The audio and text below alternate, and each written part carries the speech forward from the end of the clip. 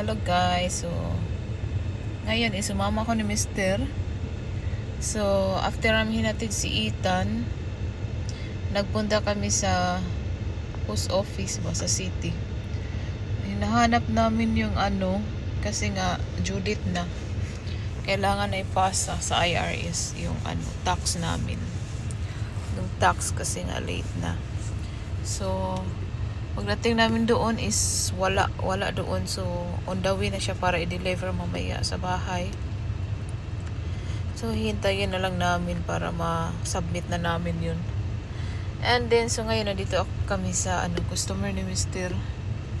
May mini-measure lang siya na kanang screen door.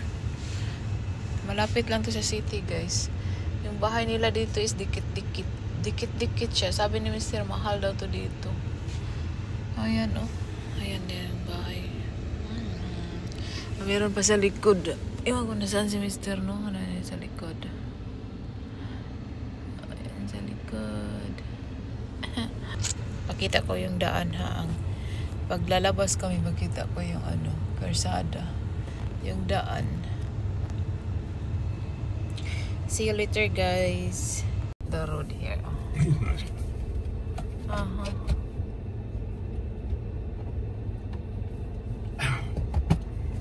They just put that thing in just recently. Him? There. Yeah. He's the one putting carport. The carport. For other people? Yeah. Well, no, I mean I didn't put it in, but it just looks like it just got put in not too long ago. So. Ito yung daan. Very tight, no? Looks like there is just the... This is a very old neighborhood. Yeah. That's why it's got bigger bushes and trees, big crepe myrtles like one.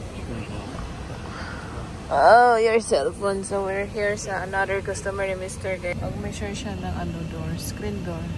Tingnan niyo yung kanilang hummingbird na Ayan. Ang ganda. So nagpunta na kami dito sa sa Pilang Post Office, then wala din doon then tumawag yung kanyang accountant na ipa-fax na lang yung papers and then i-fax and then para masign namin and then isi-send nila sa IRS, i-fax din nila sa IRS. So para mabilis dahil na siya, Judith na talaga siya guys. Monday, Judith siya Monday. So, kailangan may sign ngayon, Thursday ngayon. So, hopefully ma-fix, no? Kasi nag-alala si Mr. So, yung cellphone ni Mr. guys is nahulog ba? Na-drop niya guys. Tapos, yung screen is parang nasira bitaw. So, ipapaayos na naman niya yun. Yung screen is parang merong line. So, tingnan natin mamaya ano nangyari. Pakita ko sa inyo. See you later, guys. Tingnan nyo nangyari, guys.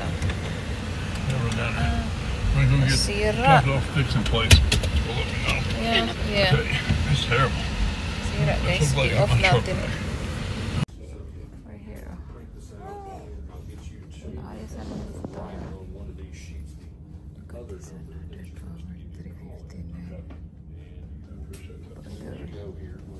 Appreciate y'all being here, believe me. No problem. Accidents happen. It's something we see all day long. Oh, it's got this. I know. Yeah. And then you can add whatever other phone numbers that you need to it to give us a call. We're gonna eat the lunch here, guys. At Sares Cafe. Malapit lang to sa cellphone. Inaayusan namin ang cellphone. At sa school ni Ethan.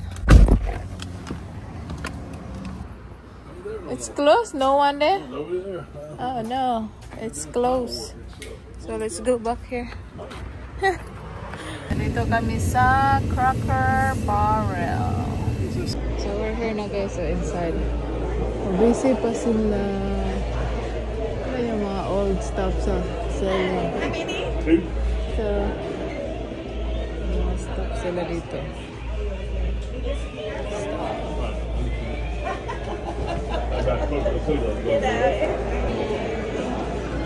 Kuan guys.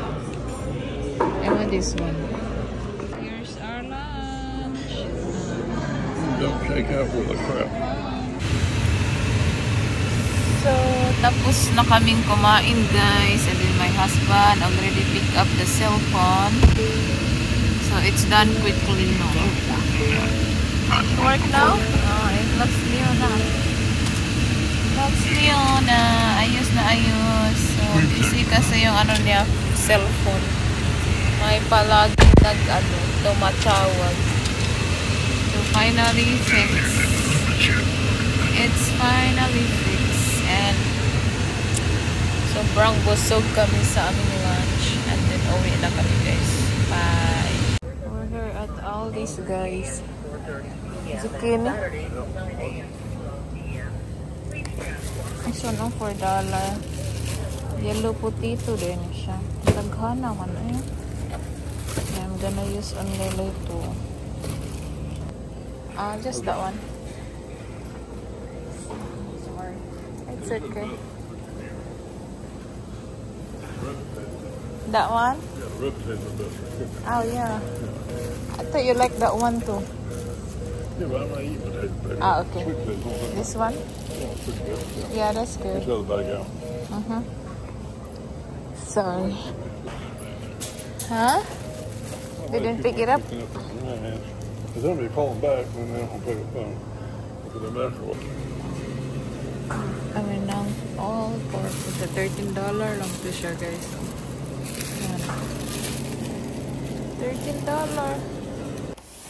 So hello guys. So ito na yung hinahanap ni Mr. kahapon na pinoproblema niya talaga guys. So kahapon hindi na ako naka-vlog. Hindi ko natapos yung aking vlog. So nagpunta kami ng Asian store. Tapos hindi na ako nag-vlog doon. And then sa Aldi's. Nag-grocery lang ng konti. And then, so yeah. So ayun lang yung aming vlog. Ayun lang. So kahapon nga pala, kaya siya nag-alala guys. Dahil nga kanang due date na siya pa Monday. So kailangan na siya i-submit. And then hinahanapan ng paraan, ng mabilisang paraan sa accountant niya. So yeah, so nahanapan naman ng paraan. So hopefully okay na yun. So yeah, so ayun lang guys. Thank you for watching. Please don't forget to like and subscribe. Bye guys. Yung pinabili ko sa kanya kahapon sa Aldi's, $13 lang kasi siya. Tapos maano lang siya, oh. Kailangan ko lang siya i-wipe ko lang para maganda na siya tingnan. Maganda mo siya tingnan, oh. Tingnan niyo. Hindi na siya fake, kundi ano na siya, real talaga. Ang saya ko nito ba. So linisan ko yan siya mamaya. So that's all guys. Bye.